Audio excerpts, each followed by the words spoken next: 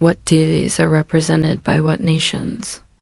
Throughout history, nations have aligned themselves with specific deities, shaping their cultures, laws, and spiritual identities.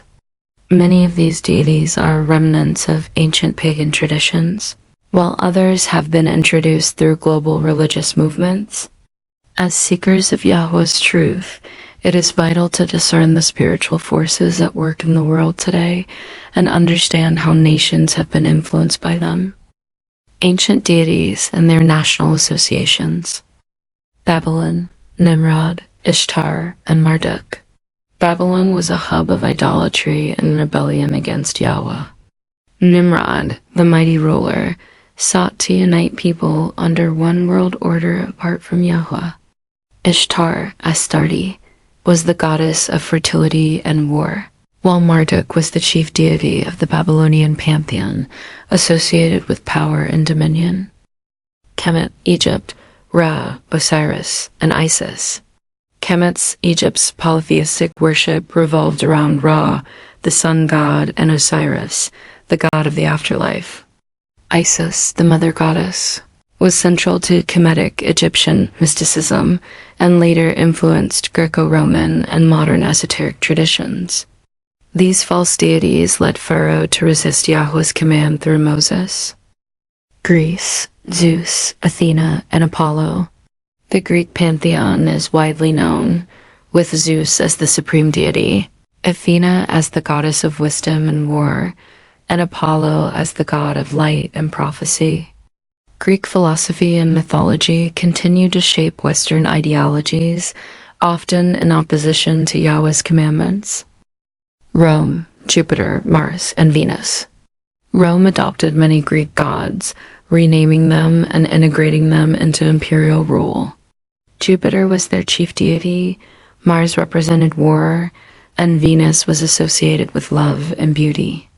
The Roman Empire persecuted followers of Yahushua and sought to blend pagan traditions into their governance. India, Brahma, Vishnu, and Shiva. Hinduism is centered around a trinity of gods: Brahma, the creator, Vishnu, the preserver, and Shiva, the destroyer. These deities are revered by millions and influence spiritual movements worldwide, often leading many away from the worship of Yahuah. China, Shangdi, Buddha, and Guan Yu. Ancient China recognized Shangdi, the supreme emperor, but later shifted toward Taoist and Buddhist traditions. Buddhism introduced the veneration of Siddhartha Gautama, Buddha, while Guan Yu, a war deity, remains widely worshipped in Chinese culture. The United States and the West, Freemasonry and the occult. While many perceive the U.S. and Western nations as Christian, their foundations are deeply influenced by Freemasonry, Kabbalah, and occult traditions. Symbols on national seals, money, and architecture reveal allegiances to deities linked to Babylonian, Egyptian, and Greco-Roman influences, rather than the true worship of Yahuah. Modern nations and their spiritual influences. United States, Mammon, Baphomet, and the occult. The U.S. is driven by capitalism, mammon, secret societies, and occult symbols. Many leaders and institutions operate under hidden spiritual influences tied to Freemasonry and globalist ideologies. United Kingdom, Druidism, Freemasonry, and the Crown. Britain has strong connections to ancient Druidic practices, as well as Freemasonry and monarchical power structures that often incorporate esoteric symbolism. Russia, Orthodox Christianity, Rodnovery, and war deities. While the Russian Orthodox Church is dominant, ancient Slavic paganism, Rodnovery, is resurging, with reverence for Perun, god of war, and Veles, god of the underworld. China, state atheism, ancestor worship, and Taoist mysticism. The government promotes atheism, but many people still follow Taoist and Buddhist spiritual practices, including ancestor worship and energy-based mysticism, qi, feng shui. India, Hindu nationalism and polytheism. Hindu deities remain central to India's identity, with nationalist movements promoting allegiance to deities like Shiva and Vishnu over monotheistic beliefs. European Union, secularism, humanism, and New Age spirituality. Many European nations have abandoned Christianity for secular humanism, blending it with New Age philosophies, environmental worship, Gaia, and esoteric traditions. Middle Eastern nations, Allah and Islamic mysticism.